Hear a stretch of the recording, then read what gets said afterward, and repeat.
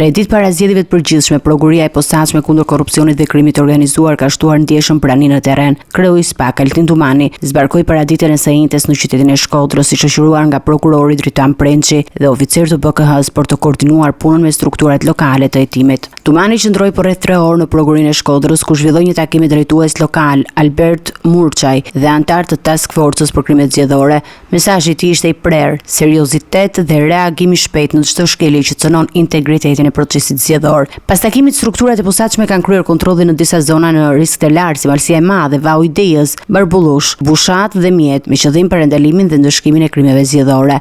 Nga të dhënat e përditësuara nga SPAK rezulton se janë administruar 123 denoncime për shkelje të lidhura me procesin zgjedhor. Prej tyre 35 janë regjistruar si procedime penale konkrete, ndërsa 22 janë mbyllur pa hetim. 16 kallëzime janë përcjell për kompetencë në provurinë e rretheve, ndërsa 10 raste janë në verifikim nga policia. Një material është bashkuar me një çështje ekzistuese.